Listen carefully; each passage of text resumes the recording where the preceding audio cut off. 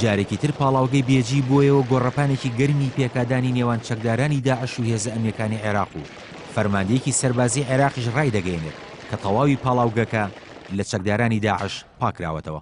بەرپرسانی حکومی و سەرچاوە ئەمریکانی عێراق ئاشکرای دەکەن کە بەشێک لە پاڵاوگەی بێجی کە پێشتر لەلایەن چەکدارانی داعشەوە دەستی بەسەرداگیرا بوو جارێکی تر کۆنتڕۆڵ کراوەتەوە. خالید عوبەیدی وەزیری بەرگری عێراق لە بەیاننامەیەکدا ئاشکرای کرد ئەوەی لە بێجی ڕوودەدات کارێکی چاوەڕوانکراو بوو، ڕوونیشی کردەوە هێزەکانیان تەواوی پاڵاوگەکەیان کۆنتڕۆڵ کردوتەوە.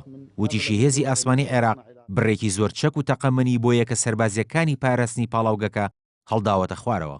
لەلایەن خۆشەوە عەبدولوهاب ساعیدی فەرماندەی ئۆپراسیۆنەکانی پارێزگای سەلاحەدین ئاشکرای کرد هێزێکی پشگیری گەشتوتە پاڵاوگەکە و چەکدارانی داعش هەڵاتون. وتیشی بۆ هۆی کەوتنە خوارەوەی گول لە هاونەوە ژمارە کۆگەکانی نەوتی ناو پاڵاوگەکە ئاگریاتی بردەوە.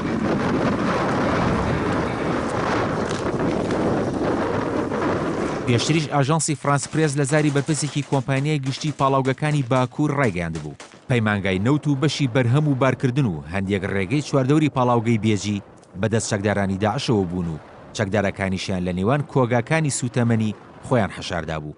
پاڵاوگەی بێجی کەوتوتە قەزای بێجی لە پارێزگای سەلاحەدین و لە ساڵی 1983دا بنیاد دراوە و تا ساڵانی 90ەکانی سەدەی ڕابردوو گەورەترین پاڵاوگە بۆ لە خۆرەڵاتی ناوەڕاستدا. پاڵاوگەکە توانای پاڵاوتنی 402,000 بەرمیل نەوتی خاوی هەیە لە ڕۆژێکدا و پێکاتەکانی نەوتی سپی و نەوتی ڕەش و بنزین و غاز و چەندین جۆر ڕۆنی ئۆتۆمبیل و ئامێری بەرگدورین و مەحەویلەی کارەبا و بەرهەمەکانی کۆنکرێت و کبریت و چەندین جۆر مادەی ترتیایدا بەرهەم دەهێنرێت.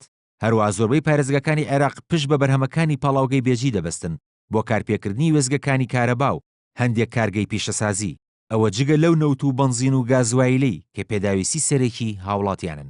داعش کە لە شەمەی ڕابردووەوە هێرشێکی نوێی بۆ سەر پاڵاوگەی بێجی دەست پێ کردووە هەموو هەوڵێکی بۆ کۆنتڕۆڵکردنی پاڵاوگەکە خستبووەگە چونکە پێگەیەکی استراتیژی هەیە بە کۆنتڕۆڵکردنی دەبێتە سەرچاوەیەکی داهاتی گرنگ بۆ کۆمەکردنی چەکدارەکانی ئەویش بە فرۆشتنی بەرهەمە جۆرا و جۆرەکانی پاڵاوگەکە بە ڕێگەی قاچاق.